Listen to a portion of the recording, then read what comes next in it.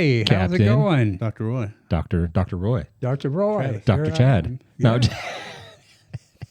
I'm wearing his IU garb, by the way. Hey, Who? well, it's not basketball season Hoosiers, yet. but the football team, man. I'm a tried and true IU basketball. Tried and true. Jeez, You have pride. whatever. I think that doesn't start till like November 11th or 10th or something. But Yeah, the so- football team, though, Yeah, come on the now. football team is crazy, and unfortunately, my son has aspirations to go to IU. He's only 14 Why is that unfortunate? Yeah. because it's going to be nearly impossible to get in because now they're a football and a basketball team. They're not a basketball school anymore. That's I am a dude. No, don't. I'm not trying to dog them. they've got a new coach, and I believe he's turning it around. That's true. I believe he's turning it around. But anyway, there's going to be much more competition for seats at IU. I believe, even though college is going to be up in the air, I think it's still going to be hard to get in. I think the football. I think football is definitely going to be more. Maybe he wants More to rough. maybe he wants to be an HVAC guy. You never know. Electrician.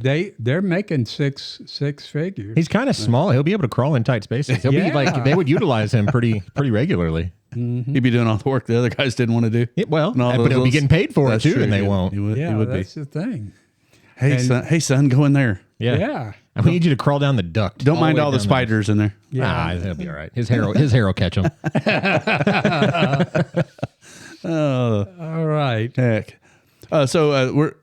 Roy's got a bunch of new stuff to talk about tonight, but we're going to start just a little bit, talk about some of the local things going on, just so everyone knows. It's going to be past, by the time I get this uploaded tomorrow, it'll be Thursday, October the 30th, I guess, right? Very good. Yeah.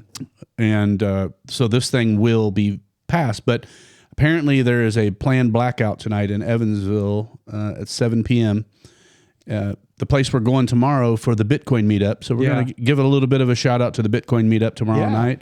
I will also post on Facebook about that. So Bitcoin Evansville has a regular meeting once a month is what we're shooting for. So if you're interested in learning about Bitcoin or talking to people, asking questions with people that are into Bitcoin at all levels, from very beginner to very advanced, it's a great time to come and talk to people in person. But anyway, the place that we meet, Arcademy, Arcademy is having a planned blackout tonight at 7 p.m., which tonight is October 29th. Yeah. You might have seen it on Facebook. But so blackout, E is for enough, is what they said. All right. We've heard the CenterPoint CEO is in town, so we're killing the lights tonight at 7 p.m. So at 7 p.m., Travis, if you can remind me, we're not going to be able to turn the lights out on the podcast. That would be a little tricky, but we will give a shout out at 7 and maybe look down the road to see if anybody's participating. I mean, really, that's only hurting us. Like, it's not really one day or 1 hour or whatever of blackout's not really. I don't think they're trying to hit the pocketbook. I think it's more for a visual. Yeah. I think it's a visual because the CEO is in town. Right. And I'm sure someone's in his ear that this thing's going on. So I don't know. Again, I'm just But happy. they're giving us $3. Oh my gosh. Did you hear about that? Oh, yeah. Yeah. I have on the $3 more dollars. I have on the whiteboard what I will not repeat. Where point it out for me. I won't. But Is CenterPoint $3 a effing joke? so yeah, you have, but you even censored yourself on the whiteboard. Well, I did. Yeah. I didn't want to run off all the kids. $3 a month or $3 period? $3 a month. $3 one time. Yeah. I do see that. I don't have the post or whatever was said. Do you have kind of a general? What did they say? What was said? Though that they're trying to that they heard us and they're trying to give relief and it's starting $3. out with this $3 credit per month and I think we were talking about this. Yeah. I guess I should be on me one of these days. I'll remember to get it on me when I'm talking. But you and I had lunch today, and my analogy. I won't go with that analogy. I guess I could. So to me, getting charged like $600 a month for electricity. Yeah. And then being given a $3 tip or a $3 credit Yeah. is like going to a restaurant, dropping a deuce on the floor and flipping a quarter to the waitress and saying, have a good night. Like, I mean, Yeah, you get paid to work here, so just clean it up, right? Here's this quarter. Don't spend it all in one call place. someone who cares is what I said. But then we got to talking about if you can find a phone on a wall that takes a quarter, good luck. Yeah, But don't spend it all in one place. anyway, that's how I feel about that $3. Yeah, so to me, it really kind of is just a spit in the eyeball. I don't know how anyone in any department would think it was a good idea to even post something like that. It's like how to save money. Set your thermostat to 82 or whatever. I just don't understand it. Yeah. I mean, I'm in marketing. That's not good PR, huh? PR's kind of in that ballpark, and it's just like so bad. I just don't understand it. Yeah. But the good news is winter's right around the corner. There you go. Yeah. We can all look forward to some higher bills. To ship. I mean, they're also our gas company, so our gas monopoly. Yeah. Yeah. So there was a list. I don't think we didn't talk about it on the podcast, did we, last week or last time? What's that? The IURC, the governor's office released a list of, I believe, 10 or 20 different potential nominees for the IURC seat, which is the regulatory body that apparently approves or denies rate hike increases. I don't know what to think about the organization because they obviously have not done a good job of keeping our rates down. So are they promising that seat is going to be somebody down here? Isn't that part not of promising. Oh. So that's what there's many of us down here that have been pushing the governor's office to do that. There are 2 or 3 local people in the southern Indiana, people who are on CenterPoint Energy who are on that list. And my connections in the governor's office are well aware of, I think it's important for us to be, in that pool. Like we should be heard, even though we are a small segment. Unfortunately, CenterPoint only gives energy to a small portion of southern Indiana. A county, just one county north of us, can get Duke Energy, which I would really love to talk to someone intelligent that can tell me why we should not be able to get Duke Energy down here into southern Indiana, since it's not very many miles to Gibson County to the north of us. But hopefully, I do have one friend that's in the hunt for that. I hope if he gets that position, he would be open to regular communications and access, and potentially even doing podcasts. If not, I believe he will answer questions as he can. So I will be vying for my friend Alfonso to get the position. There's also Alfonso is a Republican. There is a local Democrat who I reached out to who was supposed to be interviewing, I think, this week for the position.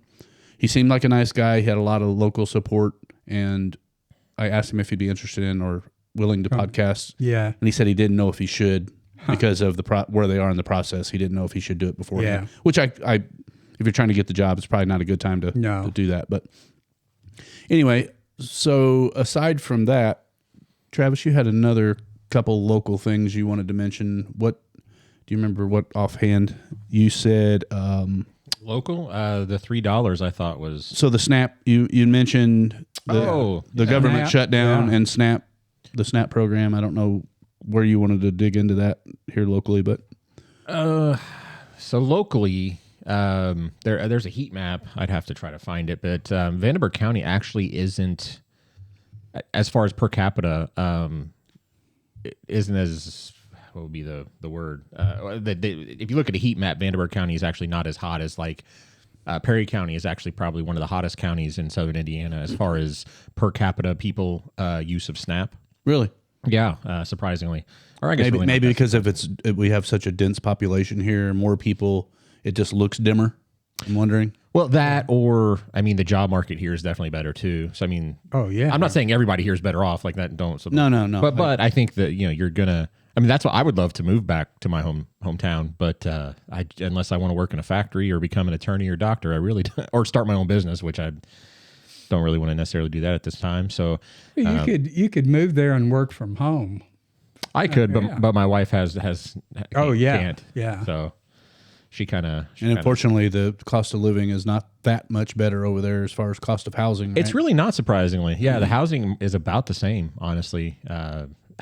Really for nicer, for like $300K plus, it's actually might be even a little more expensive because there's fewer. That's true. Available there. Less inventory. Right. Yeah. Supply demand. Right. But yes, so locally, I'm not entirely sure how that's going to affect. But I mean, it's a state thing. So it's just, they kind of talk about it for the state of Indiana. And apparently, come November 1st, unless something changes, Snap will have no money. They will not put any money on the Snap cards or anything like that for anybody. And I'm not necessarily, I'm not happy about that. I've been seeing some, Facebook posts and things acting like Republicans are happy that this has happened and that kind of thing. I mean, I don't know that Republicans are necessarily happy that this is happening. Yeah. I mean, for me, my wife and I had this conversation because she's usually a little more liberal on things than I am. She's conservative, but she's a little more liberal on things than I am usually. But we had a little talk about this. It was over the weekend. And, anyway, we got to talking and I said, if you're down, if you're having problems, if you need some help, I absolutely want you to get help. I want there to be help there available for you. I don't want you to be taking that help for 10 years. I think if you're an able-bodied person. Yeah, if you're an able-bodied person, I there's no reason to necessarily make that a part of your living wage or whatever, however you want to say that. So, but I mean, if somebody loses their job, I mean, we're all paycheck I was having this conversation earlier. I'm paycheck to paycheck pretty much right now.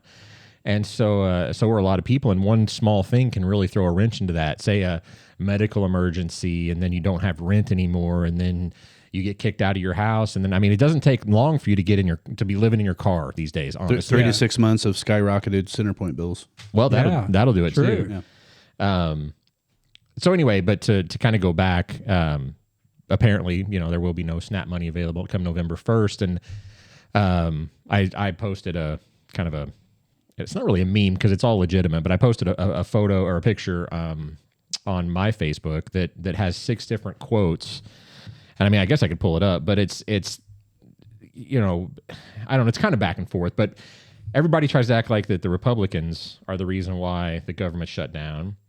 Republicans try to say that the Democrats are the reason why. And I mean, really, Republicans just wanted to pass enough money to keep things running as they were. They're calling it a clean bill. Yeah, clean. Exactly. It's they're not trying to sneak anything in there. They're not trying to add anything. They're not even trying to subtract anything. They're just trying to get the government to continue to move on. For anybody that's watching, you can put my screen on. This was your post. Oh, yep. I was pulling it up here. So yeah. So I mean, so there's 6 different. If you are listening and not watching, there's 6 Democrats on here with different quotes in their words as to why what the shutdown is really about. And for instance, Bernie Sanders said, "You reopen the government and we lose our leverage." Chuck Schumer, "Every day gets better for us." Chris Coons, "Frankly, this is our only moment of leverage, and although a very unpleasant tool to use." I'm not going to go through them all. Yeah, I'm sure these aren't the only 6 people that have posted something like this or said something like this. To me, it's typical political football, and the only thing they ever do is harm people. But yeah, at this point, it's affecting. I mean, children. There's going to be children to probably go without food because of this. And I am thankful that a lot of, at least in our area, I know for the 1 year that my daughter went to public school. They feed them. They'll feed them. Yeah. So, well, and the problem that I see with that is that a lot of these kids who are in that program are obese already. I hate to say this again, but I went to a local high school basketball game, and probably 2/3 of their cheerleaders were obese. Now, do you think that's from overeating, or do you think that's just from crap food? It's from crap food. Yeah. Probably not from overeating. Probably not, or at least not as much as you might think. Yeah. I think it's more just garbage food. Yeah.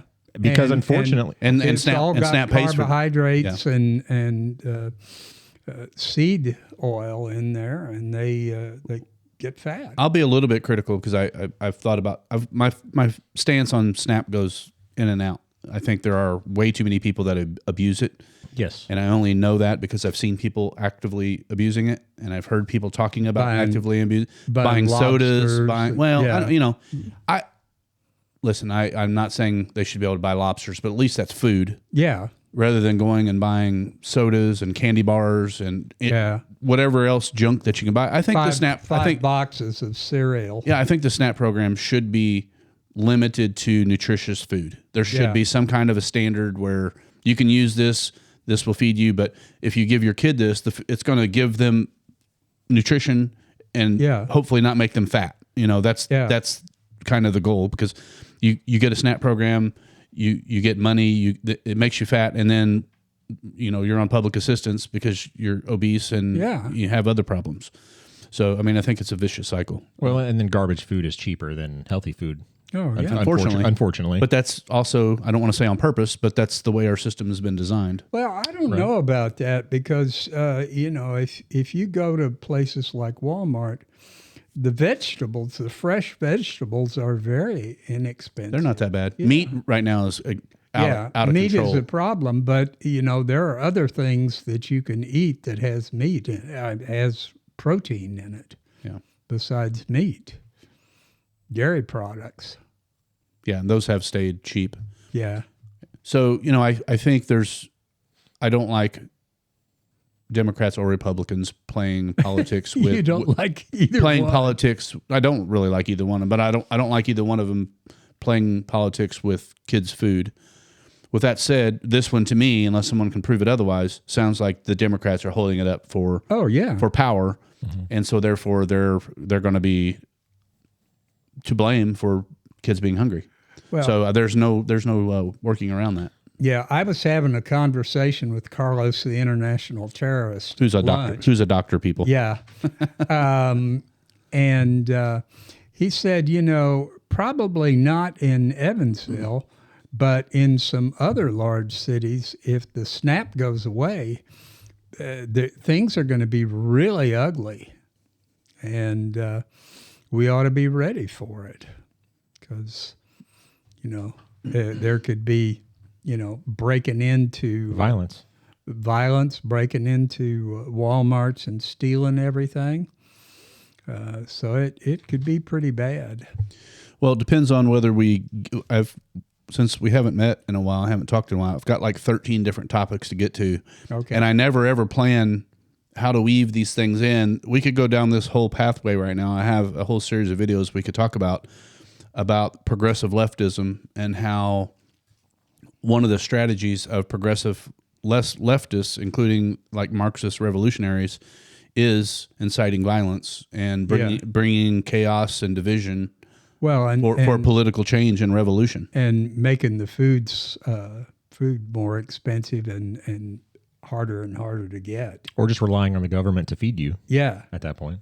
Yeah. So these people want a radical revolution. They want more of a socialist, communist type of government. Oh, great! And there's a whole strategy behind it. And again, I never know where to go with these things, but I think if we have time in the end. Put it this way, if anyone is listening to this program and I've got a whole series of things that I put together. We may or may not get to it to this episode, but I believe it's important to talk about these things from an education perspective. So if people are confused as to why things are happening, or why people are acting in certain ways, or why political decisions are made, I think it's important to educate ourselves at the local level as to why it's happening, so we can identify it and really talk about it. Right. People, I've had some criticism here recently of a few people, good criticism. I'm not taking it in any poor way, but like, you should just stick to what is truly local level and what's really affecting people on our streets. And so sometimes people can't draw a line and understand why talking about a Leninist style takeover revolution, how that's important to people in our city or county or surrounding areas. At the end of the day, our kids are going to be seeing these things that are going on. Our kids are going to be going to schools in larger cities. Our kids are going to potentially be moving to larger cities. And our education system's honestly not doing a good job of teaching them. So if we don't talk about it here at the local level on a podcast, then who does it? I mean, are parents sitting down and having these conversations with their kids? No. I know I don't really. I mean, we talk about things. He listens to podcasts with me, but he understands it. He sees it because we talk about stuff all the time. But anyway, so I'm hearing the criticism and I'm taking that into account. I do want to focus on stuff that I feel affects us locally. I do believe a lack of education in some areas is one of those things. So we may get to that later on down the line. In this next segment, let's slide over into Dr. Roy's territory here. He brought several things to the table today that he wanted to talk about. I think most of them we've talked about at some level. You got some follow-up things on some of the things. So let's get into DMSO first. Sure. And just for those that have never heard of that, I think it's dimethyl sulfoxide. Yeah. You and I bought some and diluted it to use for different things. It's got a whole array of things that you can use it for. And I think we saw it probably simultaneously from the Vigilant Fox, but I shared a link to Vigilant Fox with you about DMSO and gut health. Yeah. And so, I've had gut health forever, so this is a pretty interesting topic for me. I also know a lot of people, longtime friends that have gut issues. So that's right. Let's get into DMSO for the gut and talk about that a little bit. The articles that I saw are mainly from outside the United States, and that's probably because DMSO is not available for human consumption. But you can walk down the street to the and pick up the DMSO at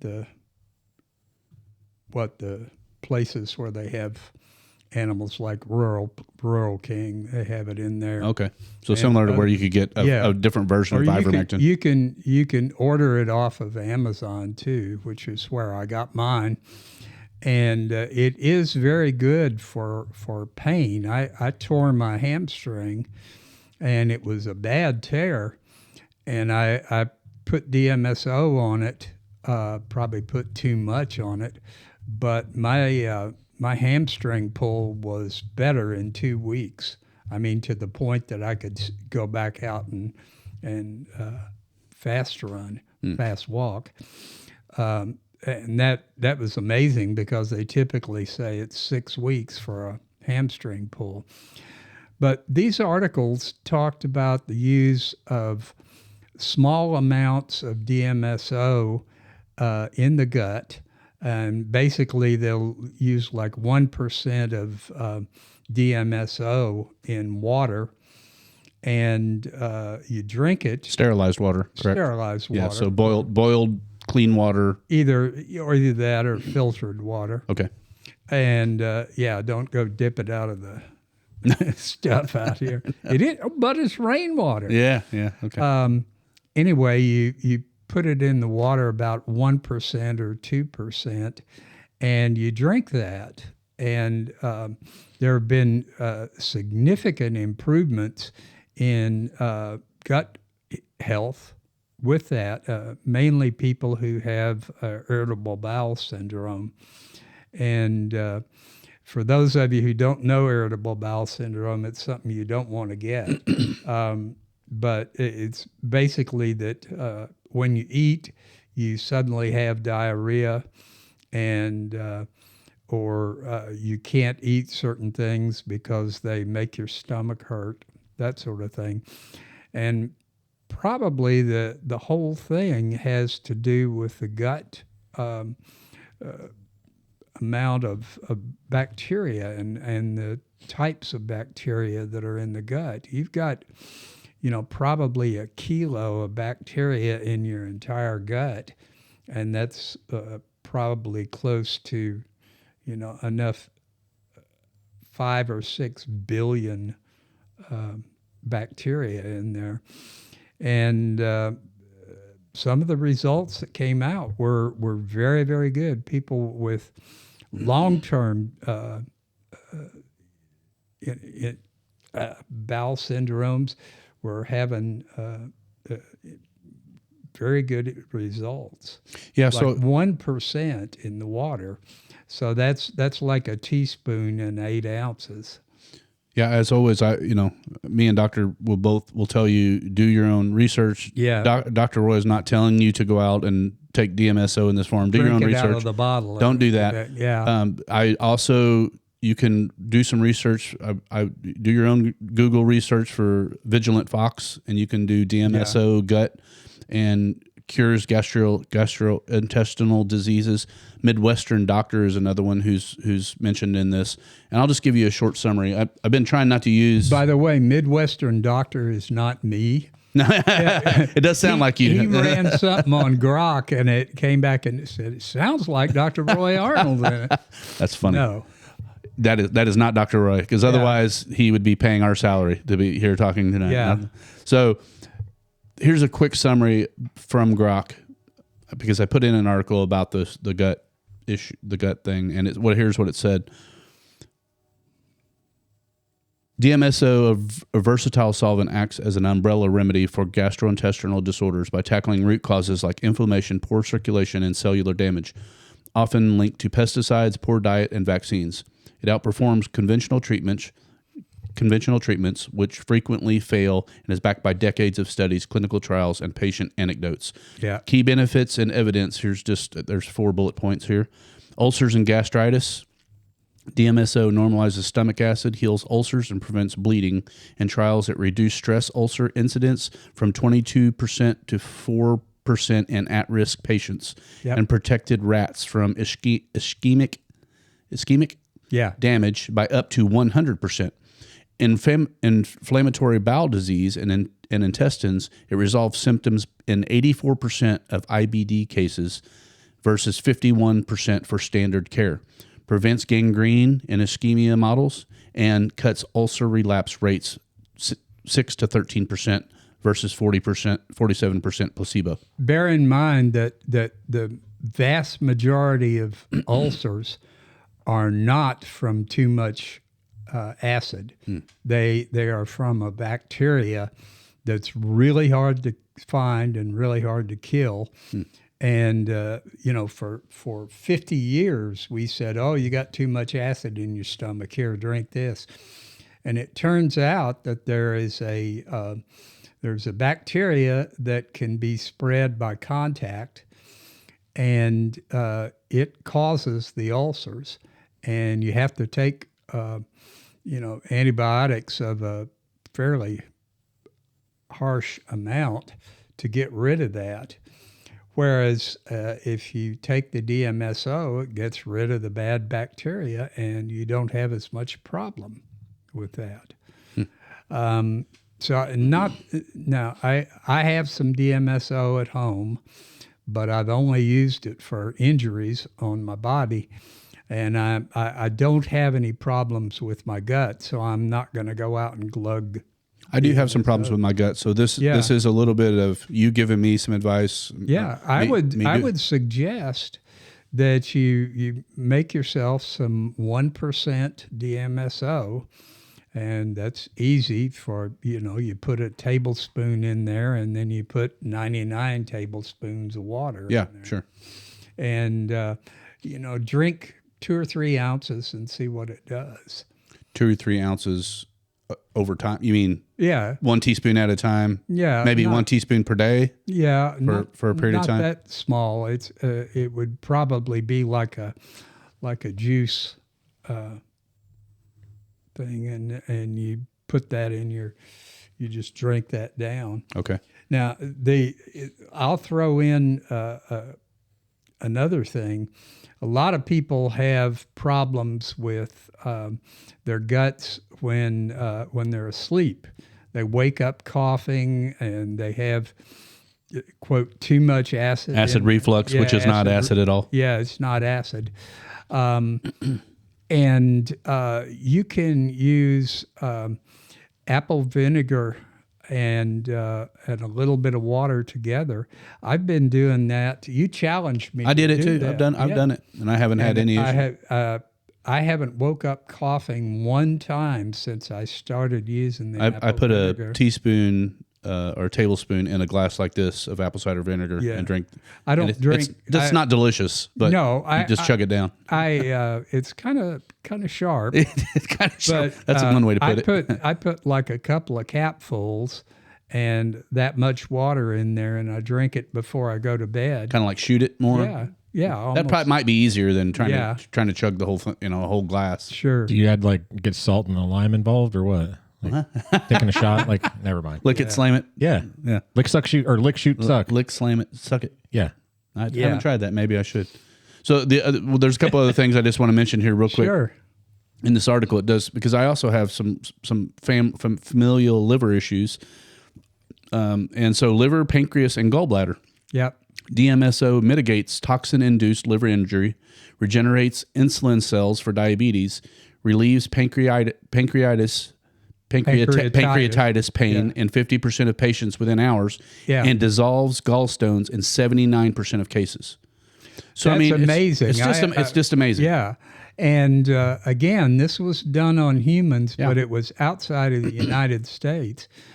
Gallstones are very, very common, and having the gallbladder removed is one of the more common surgeries that are done. And, back in the beginning when I was a young medical student, we made great big scars over the gallbladder, and you had to get in there and dissect the thing out. Nowadays, they can do it all with little telescopes, and you end up with 2 little half-inch scars on your belly, and that's the end of it. And, I can... used to be, I'd see a patient see this big scar in their right upper abdomen and say, oh, when'd you have your gallbladder out? Nowadays, I just see these little scars, and I said, well, did you have your gallbladder out, or is that something else? Did you get stabbed? But, yeah, that's one of the more common things, and they're much more common in women. And it's hard to find a woman who hasn't had her gallbladder taken out. Interesting. Yeah. Well, other issues. There's just one more bullet point here. Yeah. Rapidly shrinks hemorrhoids and eases prostate inflammation via anti-inflammatory and circulatory effects. Okay, and how are they applying it on the hemorrhoids? Well, so this is just a summary of the article. I'm just giving the highlights here. I'm not I'm not into the details of it. I would not suggest putting DMSO on your hemorrhoids because it actually does cause some discomfort when you put it on. I'm wondering if they're talking about taking it orally. And then it doing the hemorrhoid thing at the end of the cycle. Well, yeah, maybe so. I mean? And I could probably ask Grok more questions on that right now if you want me to dig into that. No, it's no problem. But that's one thing to consider is to use 1% DMSO and drink like 3 ounces of water that has it in it, and just see what it does for you. Yeah, so I'm definitely going to try this. So it just so everyone knows, this information, the critical insights in history, is drawing from 1960s to 1990 studies where DMSO healed peritonitis and diverticulitis flares in hours, averting surgeries. Anecdotes include Crohn's abscesses dissolving overnight and hemorrhoids vanishing post-application. I mean, it's just pretty amazing. So again, from my perspective, this is all just about trying to bring information to surface that people might not see. Please, people, do not go out there and glug down DMSO. No. Use small amounts mixed with water and try it for a couple of weeks and see how it works. That's always the best path, isn't it? Yeah, you got it. All right, so you had 2 other things we were going to potentially talk about. You brought methylene blue, which you and I have been taking for quite some time now, off and on. I do have a question once you talk about it. So before you tell me what you were going to tell me about methylene blue, there's a lot of different ways that people take it. And they talk about taking just some every day, no matter what. There's people that go on and off of it in windows of time, like they'll be on for a week, off for a week, or on for 3 days, off for 3 days, whatever the formulas are. How do you take it, and what would you recommend? I take it in my coffee, and I take it 2 dropperfuls in like 12 ounces of coffee, and I do that about every other day. Okay, so 50-50. 50-50, yeah. And have you tried doing it for a week on, week off? No. Okay. Although on on my last vacation, I didn't use it at all. And it was me forgetting to bring the methylene blue with us. And also the fact that they didn't have coffee in the rooms. I had to go out there and I'd have to carry the thing with me. But I didn't have any problems at all down there. But the food is a lot nicer down there. Sure. This was in St. Lucia in the Caribbean, which is probably underwater. Getting pounded right now. Yeah. Yeah. Or has been pounded. Yeah. But what methylene blue does is that it it makes the mitochondria in your cells provide more NAD. And NAD is actually one of the things that I wanted to talk to, because there are a lot of people out there who are going to these fancy infusion places and getting intravenous NAD. The NAD is the product of the mitochondria, and methylene blue will cause the mitochondria to make more NAD. But now that they have NAD that they can give intravenously or orally, a lot of people are going for that. But it's hideously expensive. If you go to an infusion place and get an infusion of NAD, it's probably going to cost you over $100, maybe even more than that. Whereas methylene blue, one of those bottles is what, $20? And so the dripper's about $20, and that lasts about how long? 2 months. And then I've taken some pills with some different formulas in them, tablets that have gel tablets with, like mine has like 2 or 3 different forms of mushrooms that have some other effects, beneficiary effects. Not of the psychedelic perspective. Yeah. It's more of just more of a calming sit. Sure. The schnozberries taste like schnozberries. I get it. Yeah. I took 2 today. You wouldn't know it. Well, when I began taking methylene blue, I took it every day for maybe 6 months, and then I've kind of backed off. I take one every other day. And it works pretty good. It's in coffee. It's virtually tasteless. Now, don't put the dropper in your mouth, because the inside of your mouth will turn blue, and it's horrible taste. And the inside of your coffee cups are probably blue, aren't they? Yeah. Well, you can wash that out. That's not a problem. And just remember that if you take methylene blue, your urine is going to be emerald green. That's right. And that is a natural side effect, and it's okay. It's okay. It's just fine. All right. So your point of this is people that take, go to clinics to do the NAD treatment or buy NAD capsules are really not. They're paying more money than they really need to, because the amount of NAD that's released by methylene blue is roughly the same as what you would get in an intravenous infusion. And the NAD is used by your body, so it doesn't hang around like, some of the other things. The DMSO hangs around in your body, because you can tell it has sort of a garlic smell to the urine in that. But the methylene blue in some of the side-by-side tests is just as effective as taking NAD by mouth. And the one thing that they cautioned you about is getting the intravenous NAD, where you get a big burst of it, because NAD makes all the cells work better. And if you happen to have a few cancer cells in your body, they love it, and they're going to grow.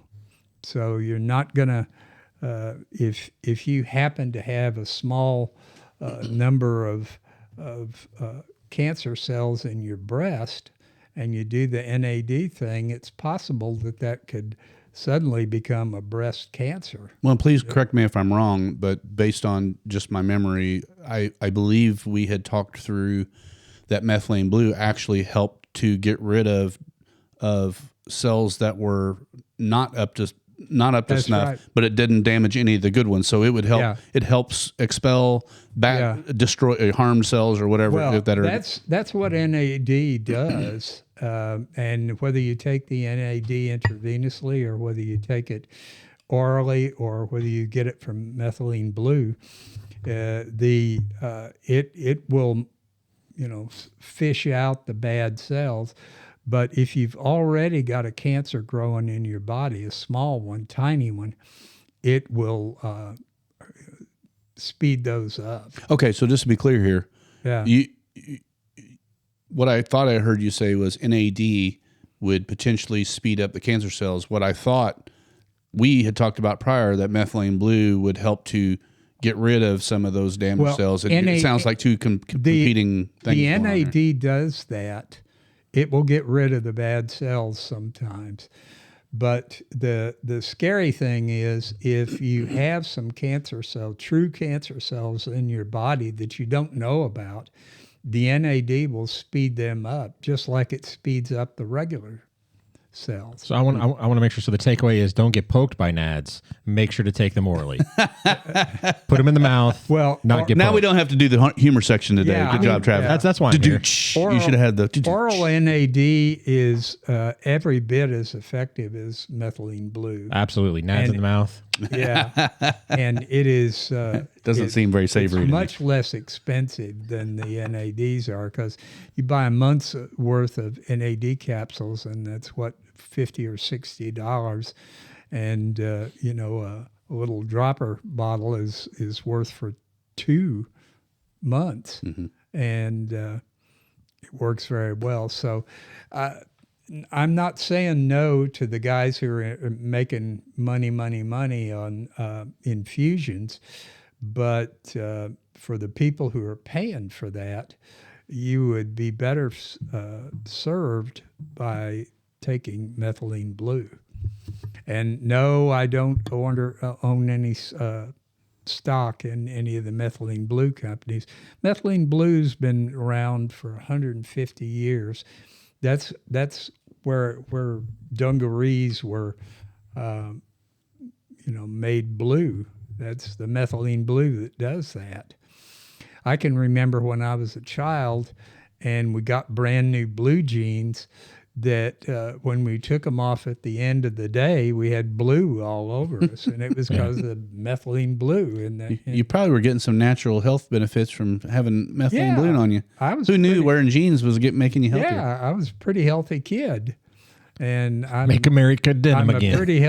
I'm a pretty healthy adult now. That's why the Canadians are so healthy. Let me. Are you sure? They say if you've got something wrong with you, say, well, have you thought about euthanasia? yeah, that's Canada's new model. You're gonna be a little too expensive to take care of. Can we just simplify this? What does the euthanasia have to do? Like, what about the youth in the United States, or like the youth? No. That wasn't as good a one. Yeah, that one. Nads in the mouth. That was a pretty lame. That was a pretty lame joke. I just wanted to put out a little bit about myself. Thanksgiving of last year, I weighed 205 pounds, and I was feeling real bad, and I decided that I wanted to do some things. So I started methylene blue. I started a completely different diet. I go out and power walk at least 5 miles 4 or 5 times a week.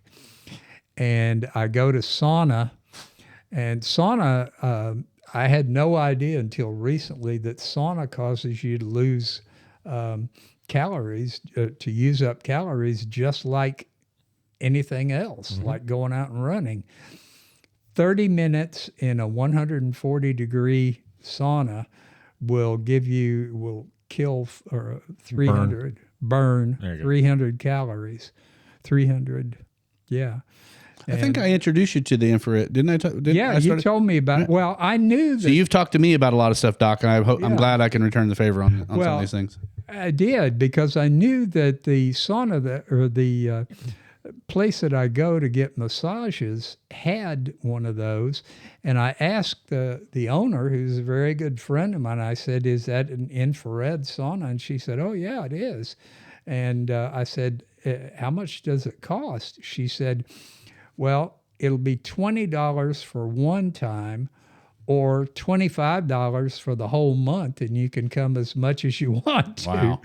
Let me think about it. They raised their prices. They had to. So now it's $35. Because we've shipped too many people over to them, probably. Yeah, I guess so. Well, it's because of everything. Oh, yeah. Just the energy power to bill. run it. Yeah, the power. CenterPoint jacked it up. Power. We can blame that one on CenterPoint, CenterPoint, too. I'm happy to do that. But, I go 2 times a week for $35. That's, It's a great eight or deal. 9 in a month. Yeah. And, when you're going to a sauna like that, you need to be very careful, because if you go in for 30 minutes beginning, you're liable to be, laying on the floor, because you sweat out a lot of stuff. They give you water to drink when you're in there. And, there have been some times in the early area where I didn't feel very good at all when I finished. But now, which is the eighth or ninth month that I've been doing this, I feel great. I've really felt best after I do 25 minutes of sauna, about 140 degrees, and then get in the cold plunge. To me, that was what that does is pretty good for you. Shocks your system. My place doesn't have a cold plunge, but my place moved away, and I'm not very happy about it. I think you sweat out your impurities a lot doing that too. Yeah, you do, because sure, you sweat like hell. The towels they give you are you could wring the sweat out of those. Right. So the only other thing that I did, which is a little out of difference, is because I'm a physician, I have I can get medical prescriptions, and I started taking metformin, which is usually used for the treatment of diabetes. But if you don't have diabetes and you take it, it numbs your appetite like nobody's business. And it's a whole lot less expensive than Ozempic or any of the other ones, which is what they do. They keep you from wanting to eat. But I was taking 1,000 of metformin twice a day, and I might go a whole day and not even eat anything at all. And nowadays I eat twice a day, and sometimes I'm hungry and sometimes I'm not very hungry, but I push myself to eat. Well, so I started at 205 pounds in Thanksgiving, and by August of this year, I was 165 pounds. Wow. So that's 40 pounds down, and I'm still, I've stopped taking metformin. I still go there for sauna, and I still take methylene blue, and I still do the exercise. And I'm sticking real good, right around 165. I weighed myself the other day on the same scales as in my clinic, and I was 164. Well, congratulations. That's quite a feat. I'm sure you feel a lot better. Yeah, it is. And you got to do some other things, because if all you do is go out and power walk like I did, your legs are going to be real strong, but your upper body is not. Sure. And so you've got to do some moving around in the upper body. But anyway, that's part of my story. And the last part of what I wanted to talk about was what they've done with vaccines lately. So, Dr. Roy, let's talk about vaccines. All right. What's going on? I've got several clips, videos that are probably slightly unrelated to what you have. That's just kind of new information that came out. Go ahead and hit us with what you have, and I'll try to fill in what I've got. The CDC has now said that it is it's not a mandatory thing to give COVID vaccines to children or women who are pregnant or anything else. They leave it up to the patients and the patient's physicians. Now, some of the physicians are still pushing them. My physician is, you can take it if you want it. I will never take another vaccine for COVID. More people died from the vaccine than died from the disease. So that's crazy. So that's one. The other one is influenza.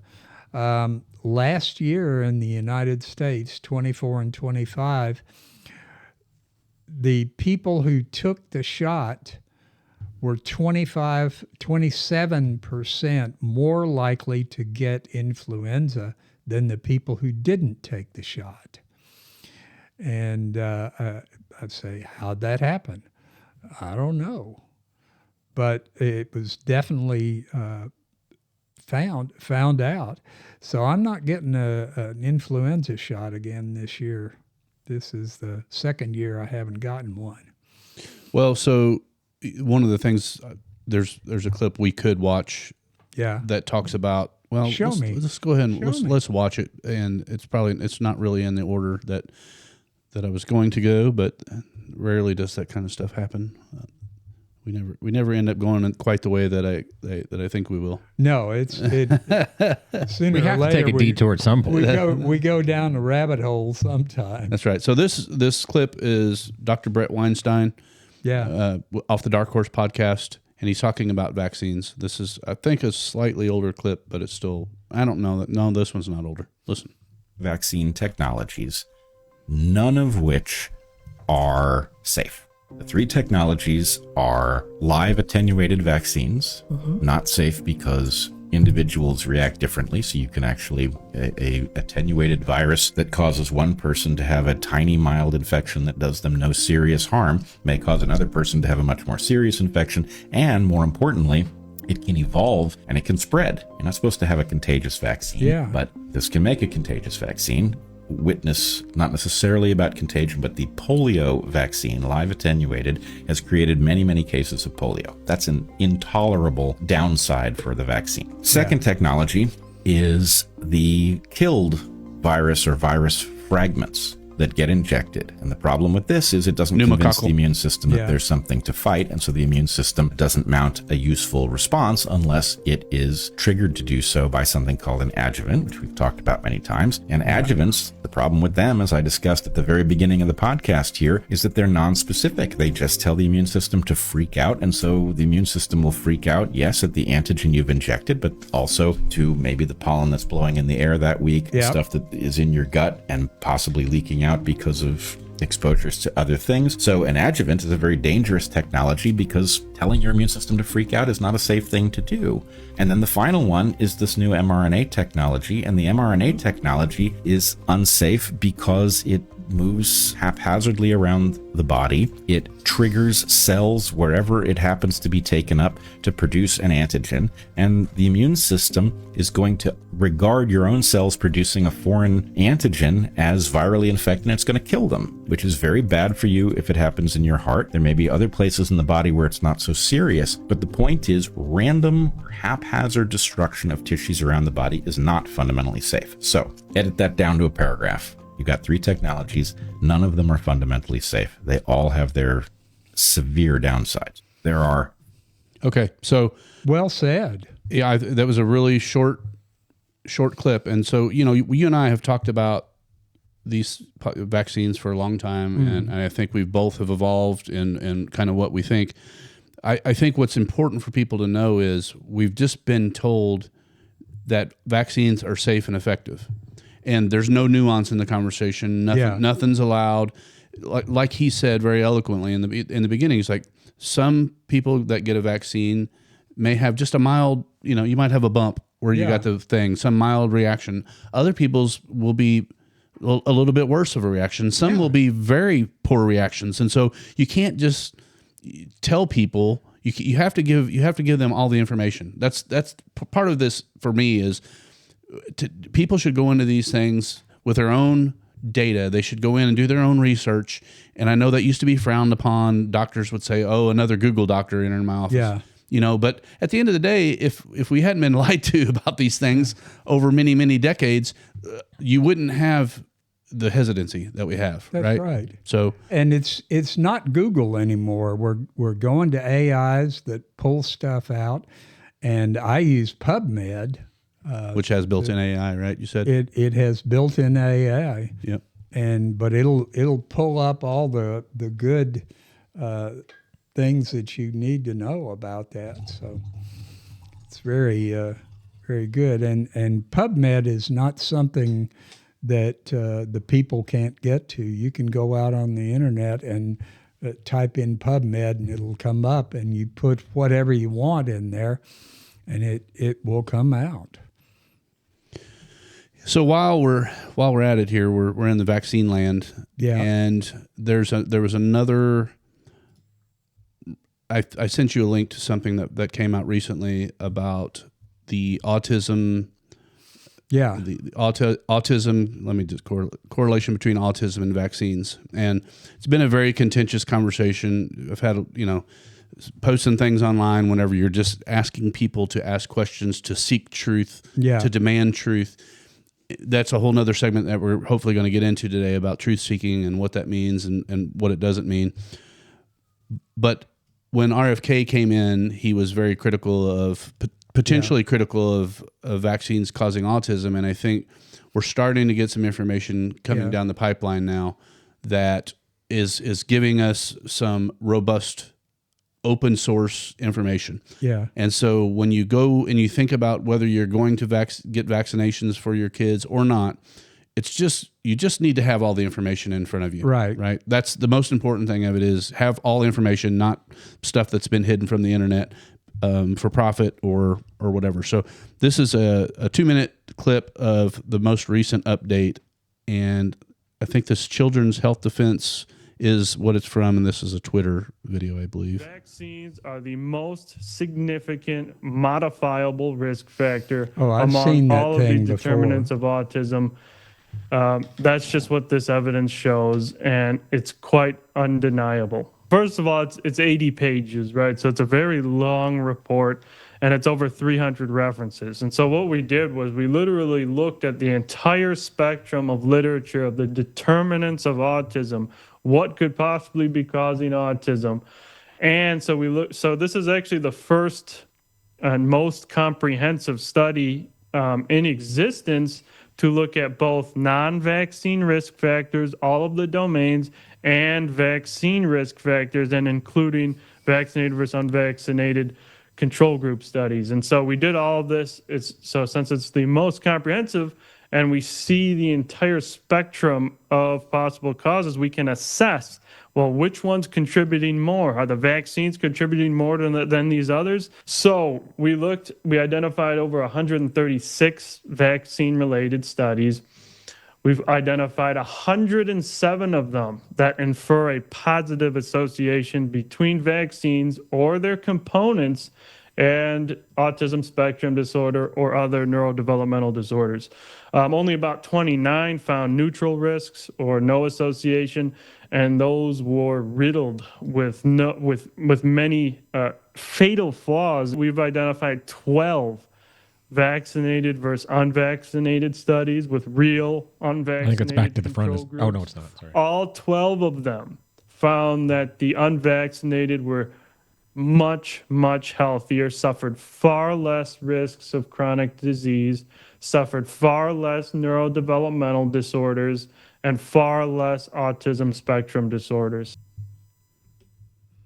That was like listening to Ben Stein. Yeah. Yeah. Well, that guy works for Peter McCullough. Yeah.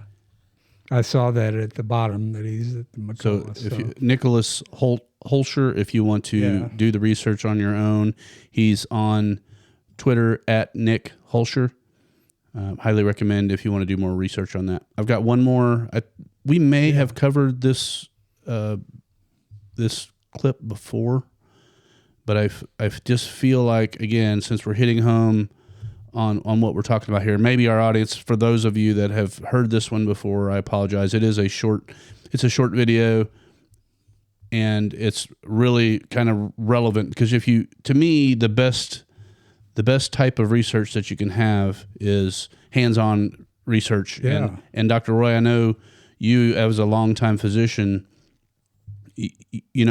part of being a physician, I believe, has for you, like, you can tell me if I'm wrong here, has been you see people that come in that have certain things going on, and you treat people over time, and how you treat people over time will evolve and change based on Absolutely. changing environment, changing options about how you can treat them with, what you can treat them with.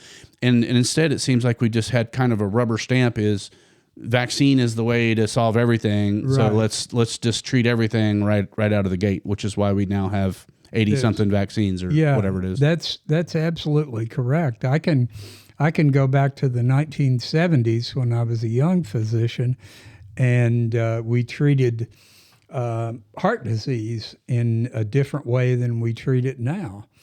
There was one medication that we used a lot of, and it was called Digitalis, and we treated people with weak hearts with that, and it sped up their hearts. We never used that. I haven't written a prescription for Digitalis in like 25 years, maybe 35 years, because we discovered that it is not the best thing to use, and that there are other things that can be used to treat weak hearts. It worked out better. Yeah. So, I mean, I think that's what we need to get back to, more of the, a standard of care that is rapidly evolving and that listens to doctors in the field, not something that's like a rubber stamp. Yeah. One more. This clip is, I think we've listened to this before. It's only 1:15. So this guy's story is, he's a doctor, and his story should really hit home on the vaccine schedule. Yeah. First decade or so of my practice is kids were getting sicker and sicker. He's a retired And over pediatrician. the next decade, as more and more patients chose not to vaccinate, I got to see the difference. But I wanted to see, could I prove it? So we got all the data from my practice. We looked at every baby born into my practice and published it in an international journal of public health. What we found, and that study was peer-reviewed, it was robust, we found massive increases. I mean, we're talking 400 to 500% more. Allergies, autoimmune conditions, neurodevelopmental issues, and then we had infections of all kinds, massively increased in the vaccinated compared to the unvaccinated. What happened when I published that study? Within days of it being available online, I get a call from my attorney. Don't go see any patients, don't write any prescriptions, don't go into the office. Your license has been emergently suspended. Yep. You are a threat to public health. What's today? Today is the last time I will be doing clinical medicine in Oregon. Knowing that you guys are keeping it going, the heart of this place lives on. Yeah. Oh, man. That happened during COVID too. They were pulling people's licenses about ivermectin, about hydroxychloroquine, all the other things. So And- just for sharing data Yeah. that he used, and it's not like he shared data that some people chose not to vaccinate, which is, he can't force people to vaccinate. No. He just shared the information that was, here's the unvaccinated, here's the vaccinated, here's the results, here's what we're seeing. Yeah. And he deserved to lose his license for that. That is astounding to me. I know. I just can't, Well, and you got to remember that's in Oregon, which is a far left state. The people who were in the less left states never got hit with that, because I didn't get hit at all. Nobody from Indianapolis came down here and said, we're taking your license away because you're giving ivermectin to people with COVID. And it was not a lot of patients that I was given that to. My number is approaching 200 now. And every patient that I treated with COVID with ivermectin got better, did not have to be hospitalized, and none of them died. So your wife, for example, she got better in a hurry. And I can give you two recent ones. There was a lady who lives in Florida who is a patient of mine, and she got in touch with me. She said, I just tested positive for COVID. She's got a weak heart and weak lungs, and I had her on ivermectin within 2 hours of her contacting me. And she was better in 4 days. The other one was a school teacher who called me and said, I've tested positive twice for COVID, and I actually took the ivermectin out to her house on a Tuesday evening, and she started on it, and she went back to work on Friday. That's awesome. Yeah. So I want to slide back to the vaccines just for a minute, because the other thing that we're not really talking about much is potential for vaccine-caused allergies, and how the adjuvants in the vaccines, stimulate. One of the guys said they stimulate your immune response, and so if you have a vaccine and you walk out and you get a big whiff of dust particles, or you eat peanuts, or you eat peanut butter sandwich, or all these different things that we peanuts is one of the biggest. Yeah, we never had any of these allergies like crazy, but when I was young, and now everything is spiked. When I was growing up, we ate peanut butter at every lunch, and nobody had anything like that. And now you've got people who cannot go on an airplane because somebody might have a bag of peanuts, 50 feet away. Yeah, that's crazy. I think we've hit the vaccine on the head today. Travis, so there's a couple other things. So there's a couple other things that I wanted to talk about. Polio. At least at the polio. It took a lot for me to not do that when he was talking about polio. Just so you should have made that a push button thing. So there's a couple things, and I think I shared with you. Governor Braun signed, Indiana governor signed an executive action for drone emergency drone production in the state of Indiana. Yeah. And since you're a drone pilot, and call me Maverick. Just don't call me Goose, guys. We've talked about. Tell me about emergency drone. Well, so what most people don't know, and I thought we did a podcast that talked about it. That you were here, maybe not. Is basically China controls most of the drone production technology. Like our own government basically made it impossible for high-end drone makers to make drones in our country, and I'm sure there might have been a lot of good reasons to do that, but I think where they were short-sighted was the fact that military and warfare was going to move more into drone technology than boots on the ground and large, whatever. You can send out a whole fleet of drones and be very, micro-targeted versus a missile that blows up a whole building. And so where we've shot ourselves in the foot and then we're behind the eight ball is we're relying on a potential enemy for technology that they're going to produce to help us defend against them. Where you're going. Yeah. So I thought it was interesting, and I don't know. They said, I think Indiana is a big deal because of Crane Naval Base and a couple other, I guess we have a lot of acreage and miles of testing grounds that they can use out there, I guess, is the reason why we're included in that. But I don't know. The Crane place, I had never heard of that until I moved to Indiana.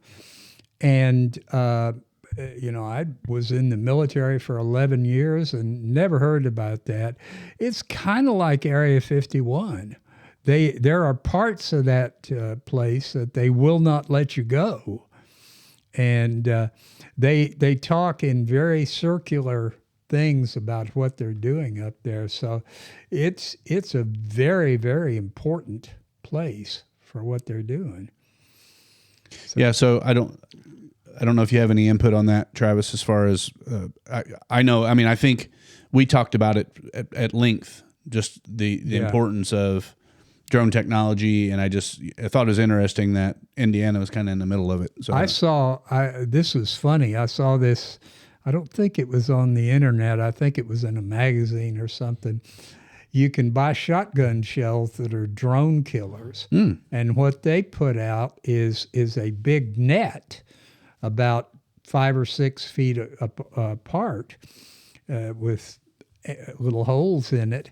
And what that does is it stops the blades and brings the drone to the ground. So if somebody's flying a drone over your house and you don't like it, you can shoot this thing and it'll drag it to the ground, and they'll have to come and tell you why they've invaded your privacy. So I like it. Yeah, and it comes in 12 and 20 gauge. Okay. Well, that would go along very well with my Keltec that I just got. There you go. I think I might have to try that out. So, I don't really have anything to talk about that, but I will let you know that your Bitcoin node is now 100% synchronized, as is your mempool node, or not node, but your mempool. Okay, so let's talk a little bit about Bitcoin. Yeah. Why don't you, for the audience, and I'm sorry to put you on the spot like this, I did not tell you to be prepared for this. Why on earth would you and I want or have a node? That's a question for you. A node. Why do we want to run a node? I've got a node right here. That's a nose, Doc. Yeah. Oral nads. Nads and nodes. Nads, no. So the nodes, ultimately when you have a transaction of Bitcoin, whether you're buying or selling or whatever you're doing, that is verified by the Bitcoin blockchain, by the blockchain. So what a node will do is it will verify the transaction, that everything's legit, and it'll pass the Bitcoin, the sats to wherever it needs to go. So the more nodes you have, the more decentralized everything is, because you can't control, if it's out in the airwaves, man, it's out there. So a government couldn't put their thumb down on somebody or something and then cause a problem there. So if you have enough nodes in the network, you really don't have to worry about that. But secondly, or also the pro to that is you can run your own Bitcoin transactions locally if you run your own node, and you don't have to worry about any other verification on any other nodes. Not that that's a problem, because every node is synchronized together, so it's not like you're scamming the system or anything like that, but it allows you to, if you've got say you've got off-chain like cold storage or something, and you don't want it to go outside of your local network, you can do that. I mean, it still has to make the call to the chain. You're already synchronized the node, but ultimately it can verify that transaction without having to go to anybody else's node. The second part of that is, which is a little more fun, that we were talking about at lunch, is if you decide that you do want to mine, you can actually create your own mining pool if you run your own node. They're both run on the same server usually, and then by doing that, you can kind of your ping rate is. I'm saying a lot of things that nobody cares about, but ultimately, let's say a lot of buzzwords there, Travis. Let's say I have a mining so I have a BitAxe Gamma, you have a BitAxe Gamma, but we haven't set yours up yet. But mine's set up. So let's say my BitAxe and then somebody's over in England is both come up with the same hash, or the same. They're called hashes. So like it's just a alphanumeric. It's not the drug that you can smoke. No, it's not. It's not that kind of hash. Not that kind. It's not that kind of hash. But it's a long string of alphanumeric characters, and ultimately that's what gets sent to the pool to try to guess, I guess, the next block, like what the next block of the chain will be. It is actually just a large alphanumeric sequence. There you go.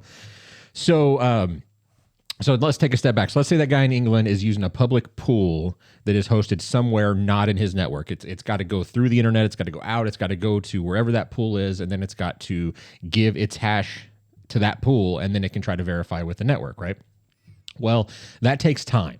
It's pretty quick. The internet now with fiber and whatnot is pretty quick, but the amount of time it takes to get from point A to point B, that's what ping is. That's what, like, if you look at what the ping rate is of your network or something happening, it's how long it takes for that to travel.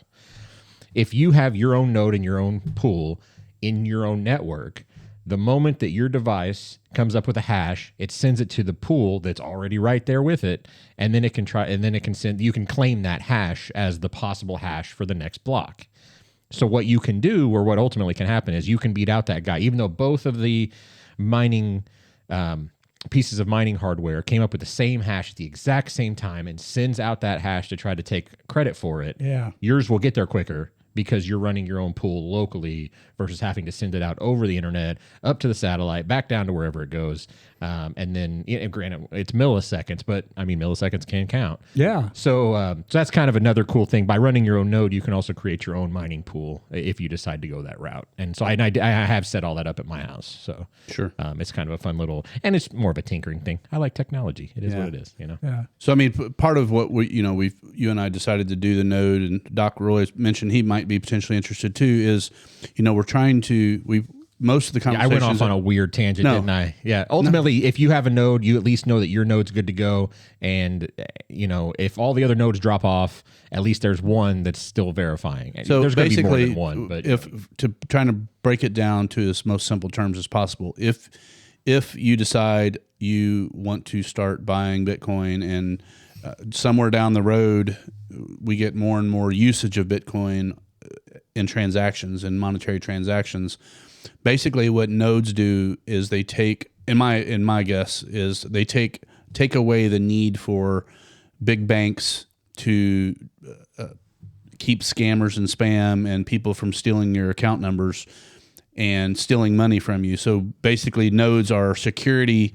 They're security at a localized, decentralized level. And so instead of using the big banks who charge astronomical amounts of fees and interest rates and all this stuff, we're instead taking the money side of things into our own hands. And part of you and I doing it for me was, first of all, participating in the Bitcoin revolution, which I do believe it is. We've talked about it as being a tool against tyranny. Viva la revolution! Most things that happen bad in our country come back to money. Oh, yeah. And so, to me, Bitcoin is a tool that we can use in our arsenal against that. It can't be controlled. It can't be controlled by any tyrant. And so, I feel really great, and I appreciate you, first of all, helping do that. And thanks to Jerry for helping fund these nodes. For any of you that are interested in learning more about running a node or just Bitcoin, and you want to meet up and talk, like I mentioned earlier in the podcast, we are meeting up locally here to talk about all things Bitcoin. And ultimately, we're going to do at least one clip every podcast to talk about why we are doing it and what we are doing in Bitcoin. It's kind of down right now. I just looked it up. We're at like 111 and change. Yeah. So it could be a good time to buy. Yeah, and just so everyone knows, I buy and hold Bitcoin. I'm not a speculator. I'm not a seller. And I'm doing it for a hedge against long-term inflation. And if you just start doing the research, the people in the Bitcoin realm say you need 100 to 1,000 hours of Bitcoin education to really understand what it does at all levels. And so we're very early in this revolution. I'm using it as a hedge against tyranny. I'm using it a hedge against inflation.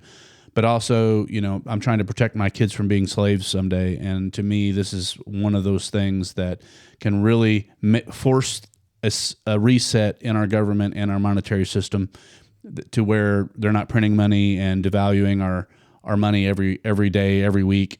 And so I strongly recommend do your own research. I'm not selling any Bitcoin products right now, but I anyone that wants to learn more, please consider reaching out to me and or Travis and or Dr. Roy, who is me and Dr. Roy are both going to the Bitcoin meetup tomorrow night. Yeah. Travis is going to church instead.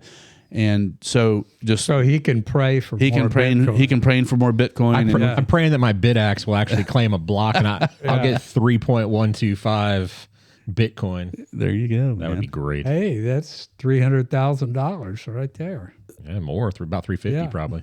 About 350. About 350. All right, so I'm going to pivot a little bit because one of the things we decided we were going to try to talk about every week is the rapid advance of AI. You wait, Yeah. real quick. I'm No, it's too late. We've already moved in a different direction. I'm taking the reins just real quick. Blackout was at 7.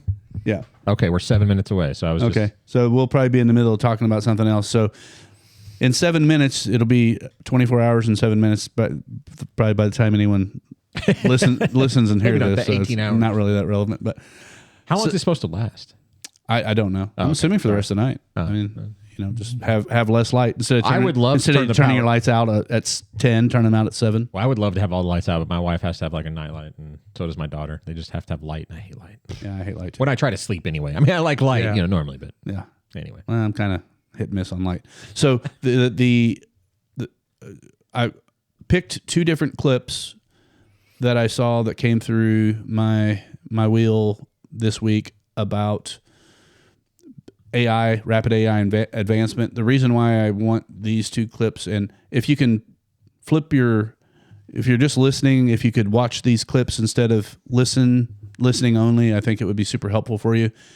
The reason why I want to share these right now is because I just firmly believe that we're going to be inundated with information and narratives, and AI now is able to basically replicate any human voice, and it's getting really good.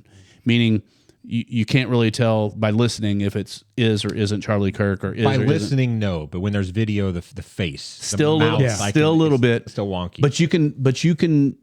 I mean, you can do a video in such a way where you can kind of buy it, but we just know it's a matter of time. oh yeah, It'll it'll eventually get here. So Absolutely. So this one is this was actually a little creepy, but we also talked about we were going to mention Charlie Kirk and kind of talk about that. I don't want to talk about all the investigation and stuff that I'm very frustrated with, because I think it's too early and I don't really want to get involved in the weeds there. But take a listen to this.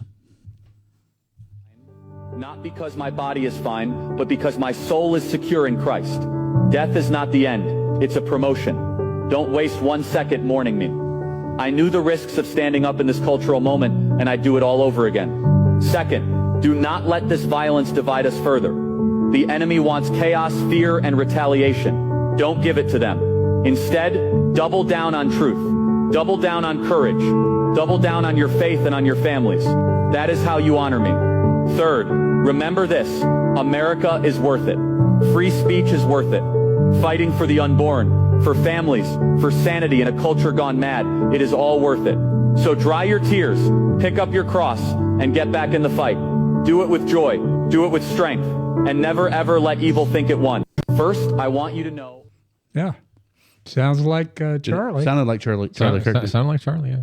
So obviously that was not Charlie in the video. It was a girl sitting there listening to it, and that was meant to cause a reaction. This next one that I'm going to show you is kind of a throwback in time. And I don't even know if Travis, do you know who Don Rickles is? Oh yeah, Oh, yeah. Heck yeah, I know. Don I know Rickles Travis. is. I know you would, Doc. That's more you're in my wheelhouse than Travis's. So I know him more like on live TV, like you're getting ready to show here. I can't think of really anything he was necessar's in. Was he more movies or TV shows or just a stand-up comedian? wasn't he on like He was a Johnny? stand-up comedian. Okay, that's what I knew was- him most as. He was always on Was it Carson that he was on? Johnny Carson. Was it Johnny Carson he was on? Yeah. Okay, so for again, this one is much more important that you actually look at it and see it. So this Don Rickles passed away. How long ago was that? Like 20 years. I thought. Was it? Okay. Well, Travis will probably bring that up, but this is going to prove that everything that he's saying is well beyond his death. There's no way that he could. 2017. So he's really? Yeah. So I only didn't think it was only that 8 long. years. 8 years. So, but this is an AI generated video. It looks like Don Rickles, and it's going to sound like Don Rickles, but It's not. it's AI. Did you see that protest this weekend? 1 million people out there, and not one of them sure what they're protesting. I saw a guy yelling, "Down with tyranny," next to a lady selling tie-dye muffins. Looked like a reunion for people who still think hashtags are pound signs. Okay, boomer. They had signs so confusing, even ChatGPT just went, huh? One sign said, "No kings!" Buddy, relax. You're in a food court, not Game of Thrones. Half of them were chanting, half were counting steps to the porta potties. I'm just amazed they all found parking for their Subarus. God bless them. Every revolution needs granola, guilt, and a nap. Did you see that? That's amazing. Granola, Yeah, guilt, you and can nap. tell his mouth is not quite. The mouth into and some of that. his mannerisms. That hand was. But again, so those are just But little it's- tweaks. yeah, But little things. It clearly wasn't him talking because ChatGPT wasn't a thing, and so I found that really kind of interesting. But it does kind of go into an area I want to talk about a little bit, and it's about the truth seeking that we have talked about from the beginning of this project of what we are doing here, and it kind of it came to the local level for me really hard when we started talking, when the whole local college thing came up after Charlie Kirk had died. And I it kind of then I never really understood how truth seeking could come to the local level in an important way. But this is why I feel it's important now. And the message from Charlie post-death, the AI generated of doubling down on truth and courage and free speech, I think is really, really hits home. But we are fighting, we're divided, and it seems like the other side to me, the other side of I don't even know what, there's a huge divide, and the people that were celebrating Charlie Kirk's death, that say he had it coming, that have prayed and hoped for whatever their prayer looks like, that something bad happens to President Trump or any other politician for that matter. And it's just hard to kind of wrap our head around what that means, my head anyway.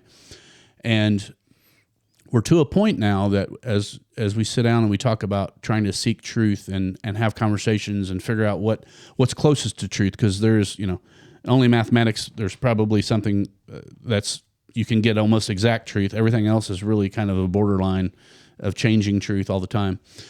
Let's listen to this clip real quick, because it talks about the idea of, I think this one says, is about truth-seeking being a right-wing construct. And to me, that's just very alarming to think about, that people believe that seeking truth or talking about truth has anything to do with a party. This guy here is somebody that I've been listening to a lot. I've seen a lot of his stuff. I like a lot of what he does. He's good. Become a right-wing concept. You cannot say it.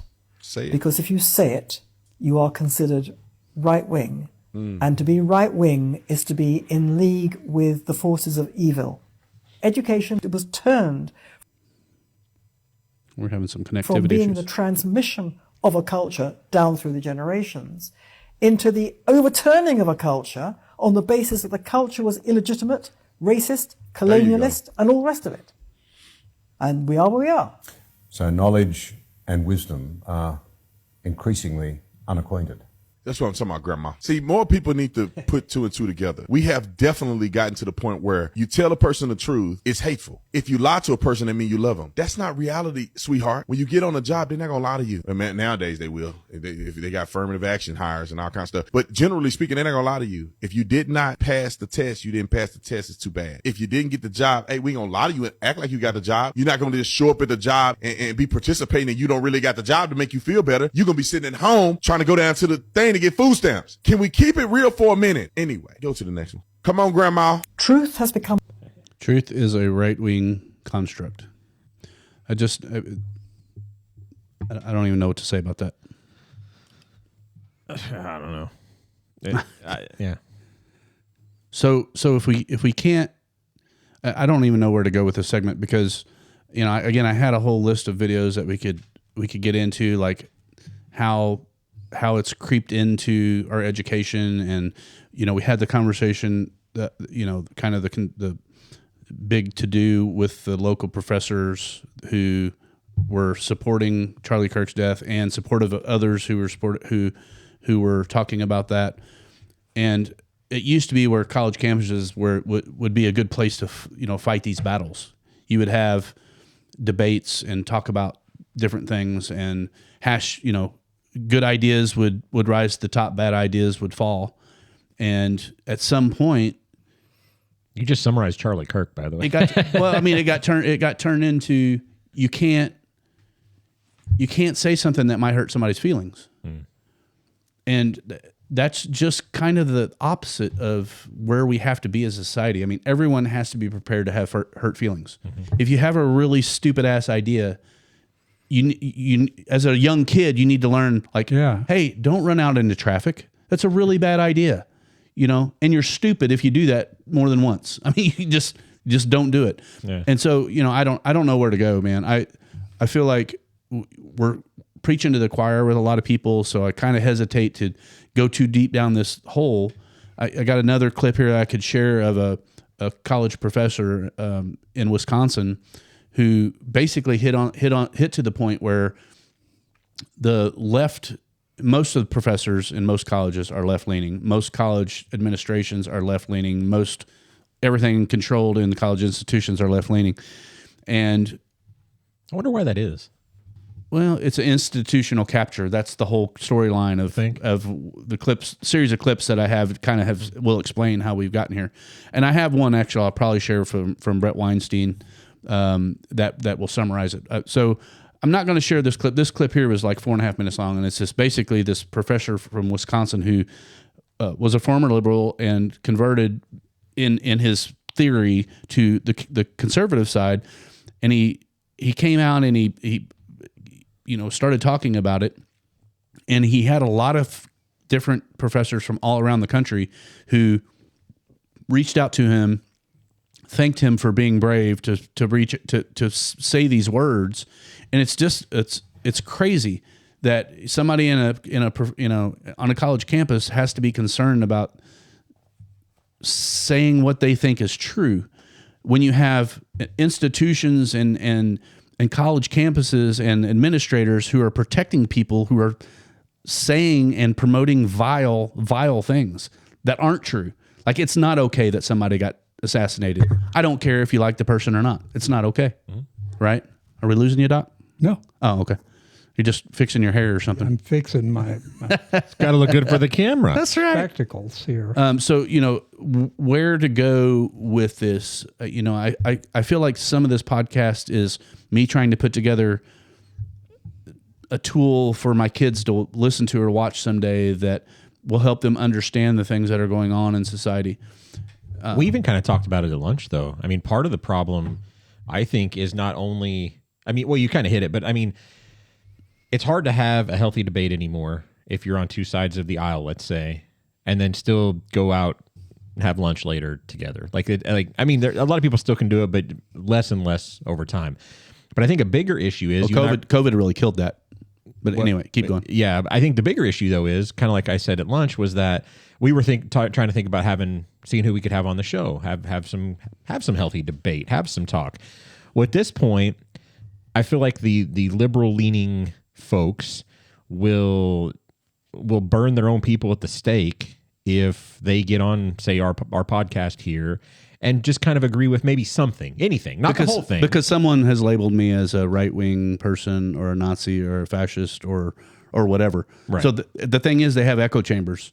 And if one of your people says, you don't talk to this guy, we need to cancel him because he's this, because he said this, without any context, they just all run to it and adopt that as like the gospel. This is their religion. You're a bad person because this guy over here said you were, and I trust him, and I don't know you. So, and now they're going violent with it. Mm-hmm. Which, again, this is why it's important for me to talk about it for our kids, because I don't know, Charlie Kirk said this better than anyone. When conversation ends or is stopped, violence begins. And so, or bad things. it was. I took that way out. Well, yeah, but I've always heard like in a marriage, if you stop talking, that's bad. It's probably going to end in a bad way. Yeah. In an employment, in like if your boss stops talking to you anymore, it's probably a problem. You're getting ready to get the axe. Like just when communication breakdowns in any situation, it's usually not for the good. Yeah. Yeah, and so this whole, and again, I don't see colleges and institutions really doing anything to fix it. I was uplifted to hear that a very liberal college in Indiana, the shirt that I'm wearing, allowed TPUSA to be on campus, and Tucker Carlson. Tucker was there, and it was huge. He brought his dogs. Did you see that? That was pretty awesome. We never. He went hunting somewhere in Indiana, so that was pretty cool. Yeah. That was good, and there was a lot of. I mean, it was a great crowd, a lot of cheering, and there were people that came up that held him to the fire and was like challenging him on things. And I think he did a great job. He actually got really mad at a couple of them, and he's like, "I'm trying to be more like Charlie. I'm so bad at this. I'm so sorry." But at least those people did get up. They did listen. They weren't disrespectful. They were clearly not happy with what he was saying, and they didn't agree with it because you can always tell they'll just start shaking their head because they're they quit listening and their eyes glaze over. But that's still the type of ongoing conversation. That's debate. That's what you have. That's to healthy have. debate. That's good. That's what you have to have. Absolutely. And so, where to go with this? So a lot of people are talking about it, kind of the rot of our institutions. Me and Dr. Roy have talked about the rot of the medical institutions at all the way from medical schools up to the FDA and the CDC and all these different things. We've talked about it. I'm going to share one more clip, and then I want to, if you have anything that you feel you can input into this, great. If not, I just feel like it kind of pinpoints something that has occurred. So this is Brett Weinstein again. He's Weinstein. He's testifying before Congress, and he's kind of talking about the things that are going on and the danger and the peril that we're in because of it. So here we go. Thank you, Senator Johnson. Ladies and gentlemen, I believe we must zoom out if we are to understand the pattern that we are gathered here to explore, because the pattern is larger than federal health agencies and the COVID cartel. If we do zoom out and ask, what are they hiding? The answer becomes as obvious as it is disturbing. They are hiding everything. It will be jarring for many to hear a scientist speak with such certainty. It should be jarring. We are trained to present ideas with caution, as hypotheses in need of a test. But in this case, I have tested the idea, and I am as certain of it as I am of anything. We are being systematically blinded. It is the only explanation I have encountered that will not only describe the present, but also, in my experience, predicts the future with all but perfect accuracy. The pattern is a simple one. You can see it clearly and test it yourself. Every single institution dedicated to public truth-seeking is under simultaneous attack. They are all in a state of collapse. Every body of experts fails utterly. Individual experts who resist, or worse, in an attempt to return their institutions to sanity, they find themselves coerced into submission. If they won't buckle, they are marginalized or forced out. Those outside of the institutions who either seek truth alone or who build new institutions with a truth-seeking mission face merciless attacks on both their integrity and expertise, often by the very institutions whose mission they refuse to abandon. There is a saying in military circles, once is a mistake, twice is a coincidence, 3 times is enemy action.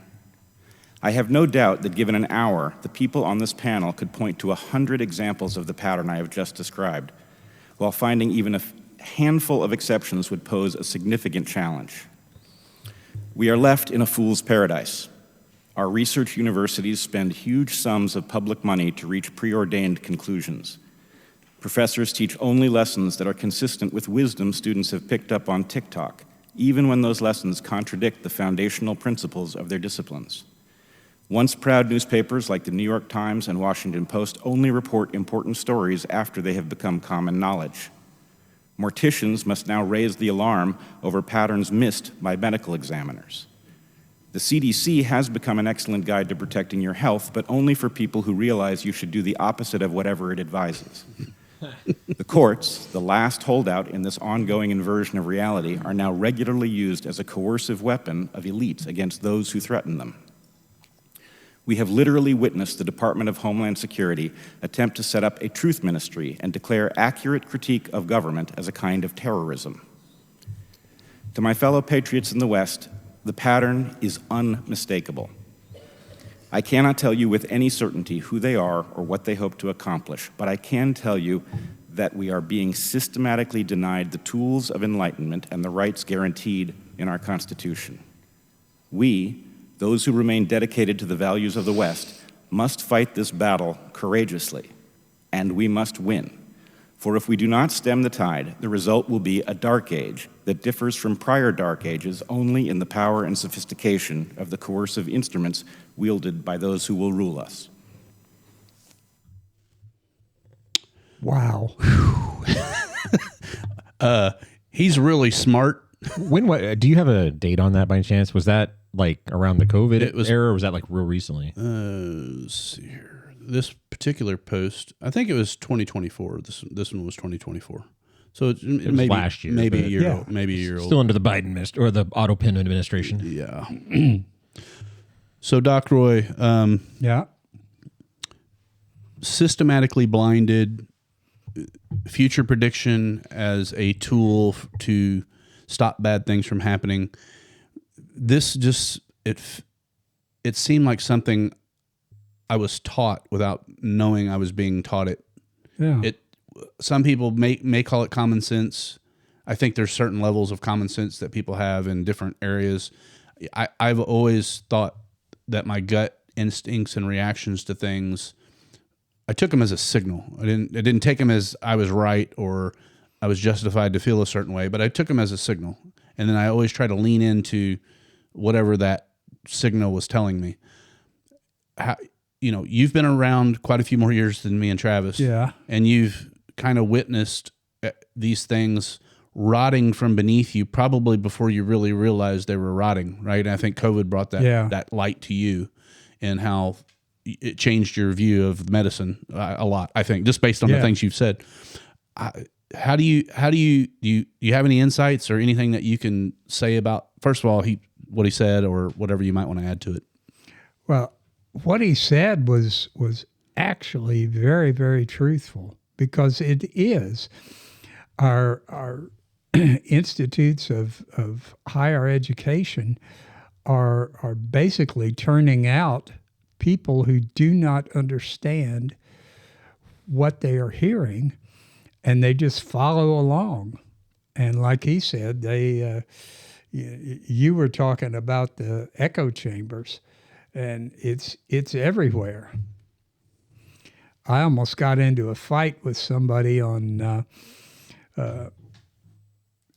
it wasn't on Instagram. It might have been on Instagram, who was really pushing COVID and influenza vaccines. And she had 2 Band-Aids on her arm, and she was telling everybody what it was. And I threw some stuff in there.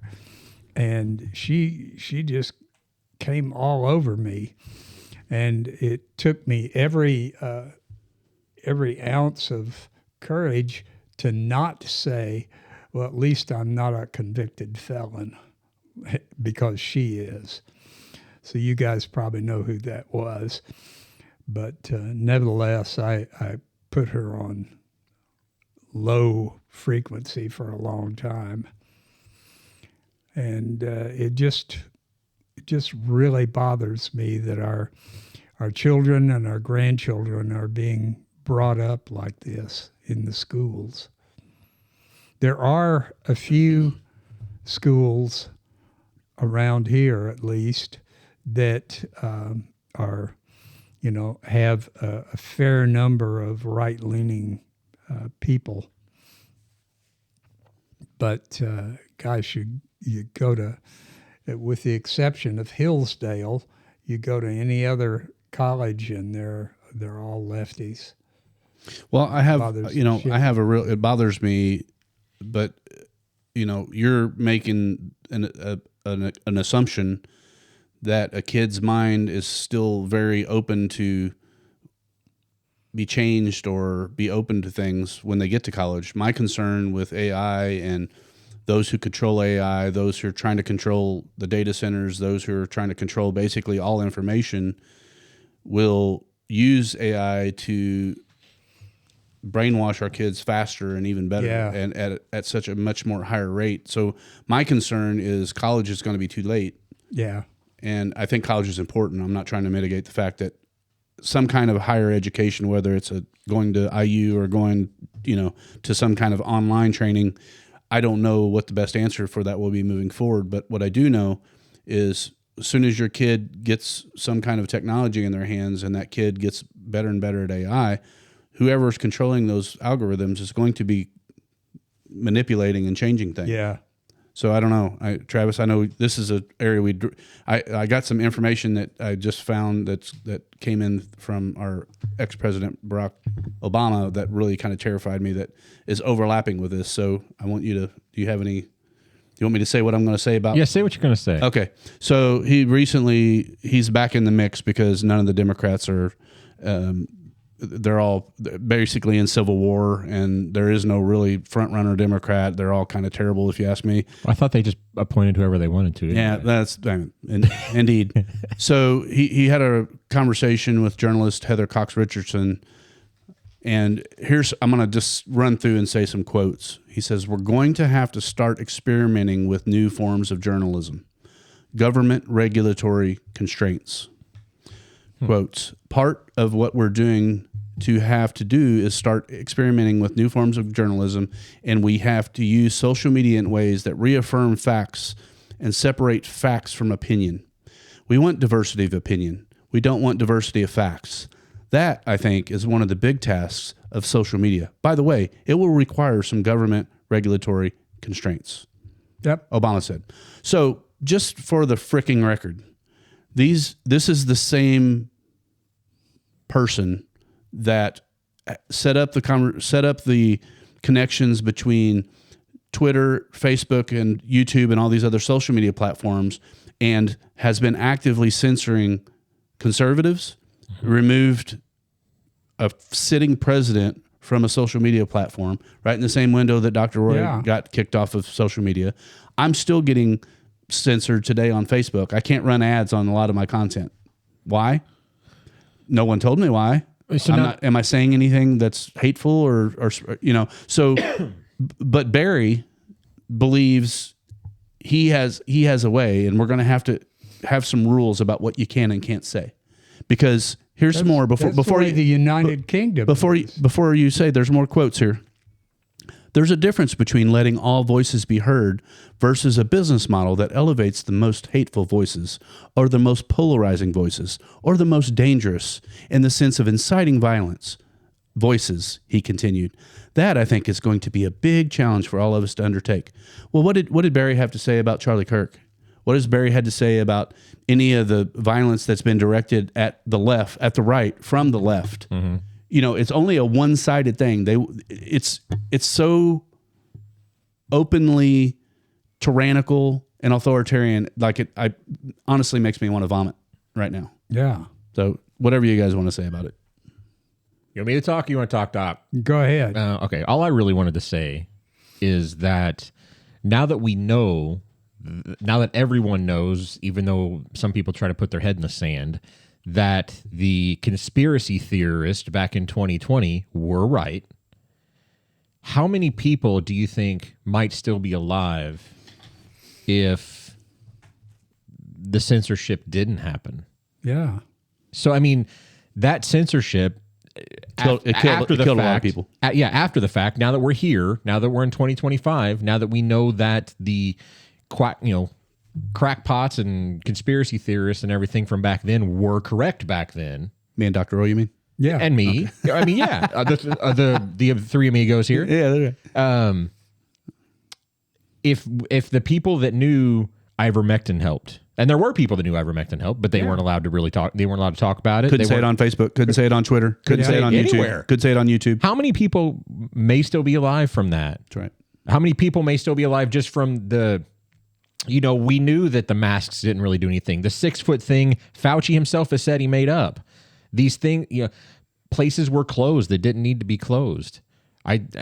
We've talked about it many times. My grandmother died from being lonely. I'm positive she died back then from being lonely because she could only see her family for an hour on Fridays on a tablet.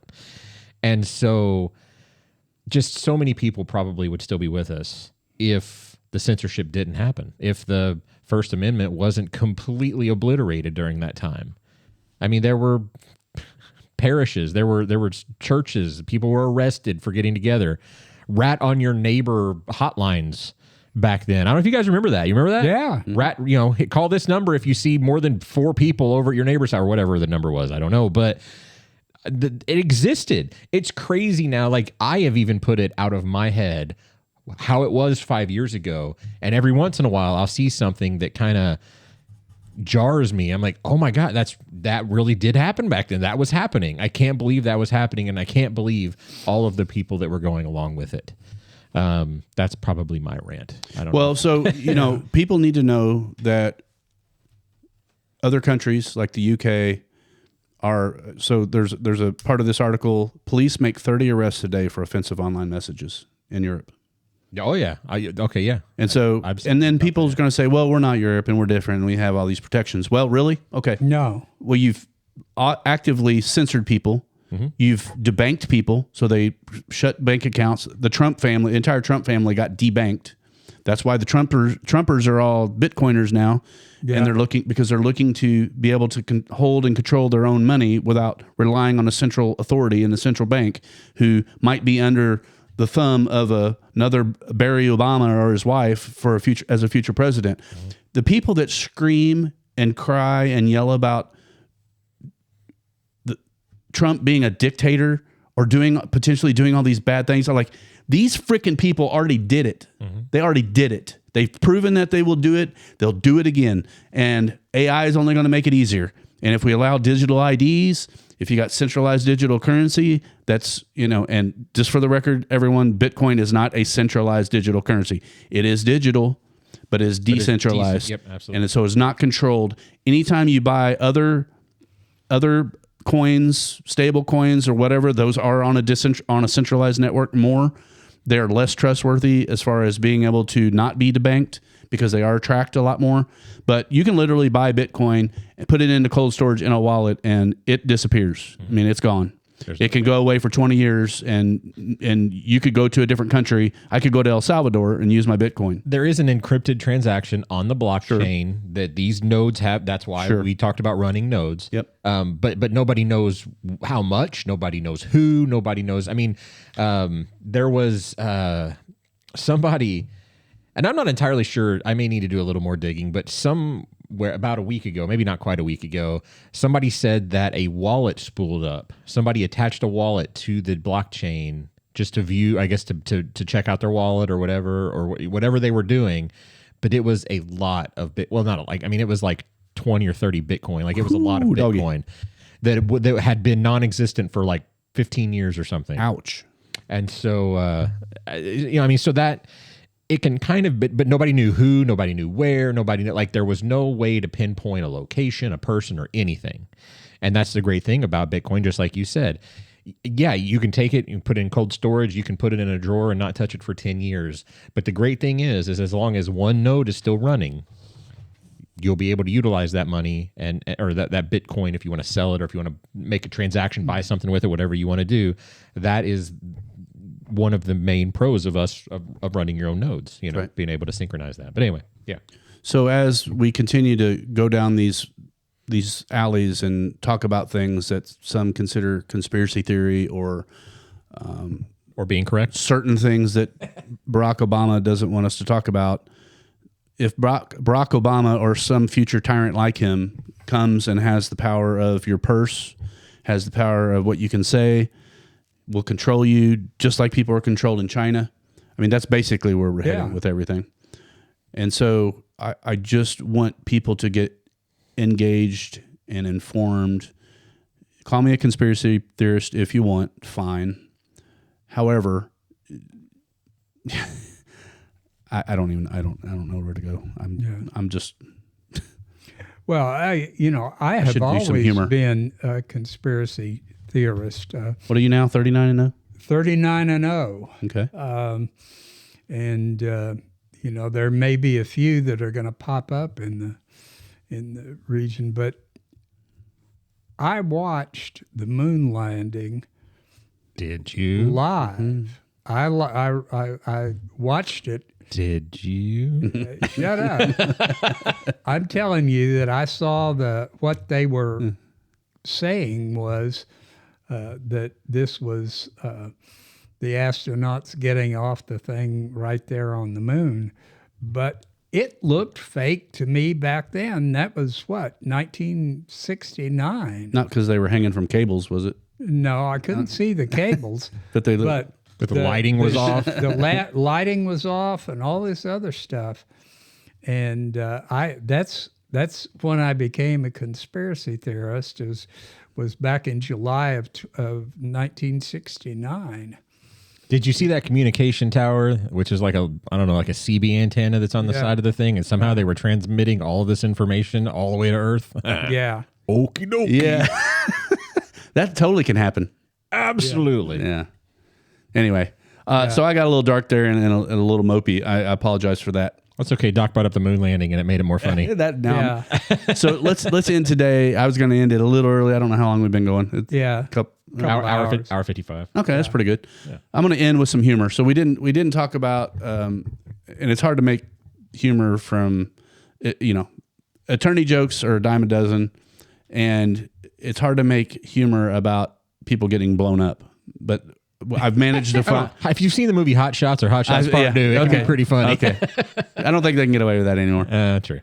So there's all this stuff about, and I don't even know where to fall on Trump and Hegseth and all them blowing up cartel boats, because I do believe there could be some, it's just there might be some collateral damage. It's a slippery slope to play with. But this clip is really funny and really humorous. Let's end with this. And before I do, if you can turn on the video again and watch it at this point, it's worth the watch. It's about a minute and a half, and maybe we'll have a closing conversation and then it'll be done. But have a listen. Oh, what's going on? You closed your laptop earlier, so unplug, plug back in. Shouldn't have closed it unless you were done with it. Okay. Now try to. I think it works now. Try to do your volume. Hey, there you go. Okay. That's why I'm your IT. Thank you, buddy. I appreciate you. When in doubt, reboot. I love you, Travis. I love you too, man. Here we go. I sure love the money we get from smuggling drugs. My favorite thing is how it ruins families. Hey, what's up? Hey guys, how's it going? You landed on the wrong boat, muchacho. No, I have the right place. I'm a public defender. I've been assigned to your case. We don't need no stinking public defender. What? I wore deodorant. Anyway, the U.S. government decided cases like these deserve due process, so that's why I'm here. Maybe we just cut you up, gringo. There's no time for that. See, you two have been charged with being cartel members, and I need to know how you want to flee. Yes, we are cartel members. That's why today is gonna be a really bad day for you. I'm a public defender. I don't even know what a good day is like. Anyway, I really think you should fight these charges. We don't care what you think, ese. Okay, I guess you're pleading guilty then. I really need to get going. What a crazy gringo. I don't like it when you call people gringo. That's an ethnic slur, and it makes me uncomfortable. I guess there's no point in filing an appeal. Yeah. Now, how do I get to my next case? I don't know. I just thought that was funny. That is pretty funny. And the rocket that they were shooting down was like 4 times the size of what. Yeah, what that it wasn't would the be. greatest AI, but it was pretty funny. Hell, those rockets are only about this long, and they just come out of nowhere, and bam, you're gone. They'll be coming out of drones here before too long. Already do. Yeah. Well, it ended with a little humor, so yeah, I appreciate that.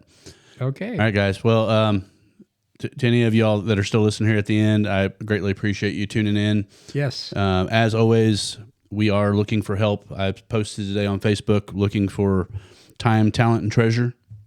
We would love, as me and Travis talked about today at lunch, to have more conversations with folks, not necessarily folks that are in our own echo chamber, but people who are at least willing to have an opposing opinion and to come and talk as people do through things and disagree on things. Disagreement is required to have a civil society. I would love to have somebody on here that we could actually have like a real debate with. Just a real debate. That'd be great. And I have a couple people in mind, and I've reached out, and I've got a couple feelers, but like I'm trying to get more programming, so I need more people to step up. And if you're not able because of family pressure or a business concern of coming on and speaking your voice, I could silhouette you, I guess. Well, that's true. We talked about that. And modulate the voice. Doing a masking situation, or turn them into anime or cartoon or something. AI, turn them into somebody much prettier. I don't know. I would have done that for myself if I could do that. We're not done. Maybe Dr. Roy came in thin and trim, and it's an AI version of Dr. Roy. It's not even him. Yeah. He brought a new version. You want me to take my shirt he off droned him. and I'll see pass. the wrinkles? Hard pass. Hard pass. So anyway, if you can't donate your time or your talent, we do have several people that are donating on a monthly basis, and that is helping us get better equipment. It's helping us look to grow and to bring more local content. I would really like to have more local content here in the Evansville area to fill in the gaps where our local media and local journalists simply do not go.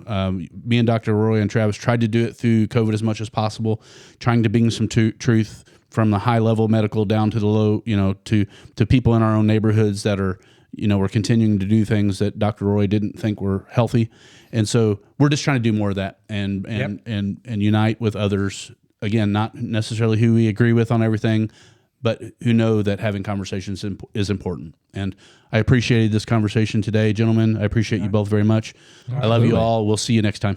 Yep. Have a good night.